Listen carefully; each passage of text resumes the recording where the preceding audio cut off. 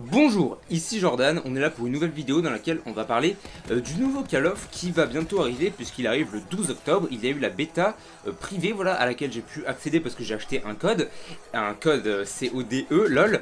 Donc aujourd'hui, on va parler un petit peu de ce Call of Duty et dire en quoi il est bien, pas bien et en quoi il peut être amélioré. Puisqu'il y a certaines choses évidemment qui ne vont pas être améliorées. Par exemple, le fait de se soigner soi-même. Beaucoup de personnes ont un avis négatif ou positif, peu importe. Ça m'étonnerait que ce soit échangé parce que ça fait partie quand même du jeu, c'est une nouveauté du jeu, du coup normalement ça devrait pas être patché ou alors peut-être le faire plus rapidement. Ça c'est vrai que ce serait cool parce que c'est un petit peu trop lent, ça casse un petit peu la dynamique du jeu, je trouve en fait. Le fait de devoir envoyer son drone, recharger et en plus de ça se soigner, c'est un petit peu chiant. Du coup on va voir un par un tous les points de ce Call of Duty, les points importants qui font d'un Call of Duty s'il est bien ou non. Voilà, là vous aurez pu voir un petit enchaînement de deux triples relativement sympathiques. Les wallbangs, comme vous pouvez voir, ça passe moyen. C'est vrai que les wallbangs, c'est pas non plus trop ça. C'est un peu dommage, moi j'aime bien le côté wallbang, ça fait plus jeu arcade c'est vrai, mais j'aime bien. Donc un peu dommage. Bon bref, parlons des vraies choses. Les grenades tactiques, les grenades flash, tout ça. On peut en parler et j'ai envie de dire c'est relativement équilibré, il n'y a pas vraiment de trucs trop cheatés contrairement à dans BO2 où tu avais le C4, dans World War 2 tu avais la grenade qui était juste horrible. Là c'est relativement équilibré.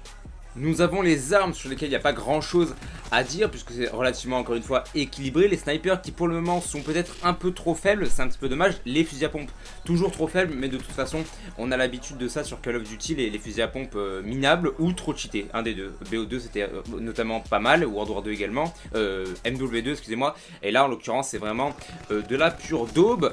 Donc la vie, là on peut en parler, c'est intéressant d'en parler. La vie, on tombe relativement lentement les ennemis, ça se verra peut-être pas sur le gameplay puisque je vous aurais mis des moments où j'ai pas trop louché, donc je les tombe relativement vite évidemment, mais les ennemis tombent vraiment trop lentement.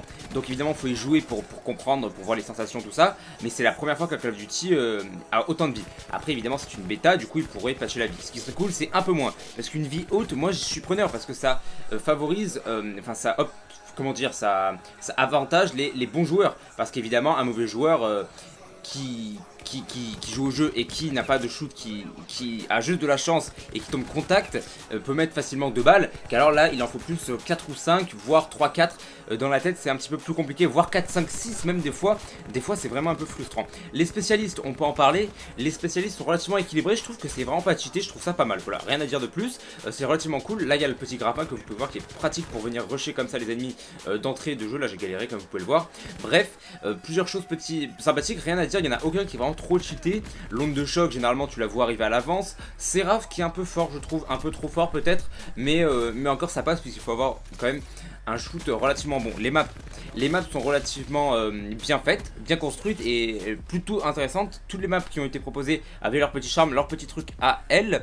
Et graphiquement c'est vraiment ça quoi. C'est vraiment putain de stylé, je trouve le jeu vraiment bien fait, les maps bien construites, tout ça. Donc ça c'est vraiment un point positif parce que quand tu vas jouer longtemps un jeu comme celui-ci, t'as envie quand même d'avoir un jeu qui graphiquement tient la route. Les spawns sont également relativement corrects, c'est-à-dire qu'avant de faire tourner les spawns quand même il faut y aller. Et ça c'est bien parce que les spawns pas trop stables, on a l'habitude sur Call of. J'ai pas eu de partie où j'ai eu l'impression que les spawns étaient trop instables.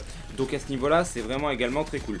Et le dernier gros point positif c'est que je trouve que l'argent que l'on va devoir dépenser dans ce jeu va être vraiment rentabilisé parce qu'on va avoir accès à un multijoueur bien développé, bien réfléchi, avec de belles maps, tout ça. Normalement on aura plus de maps que lors de World War 2 parce qu'il nous en donne 5 à la bêta, du coup il devrait nous en donner au moins 12, 14 au jeu final. Et vous aurez le zombie qui va encore une fois être l'une des meilleures expériences zombies si on les écoute, et le Battle Royale. Du coup voilà, ça va vraiment être 70 € bien investi.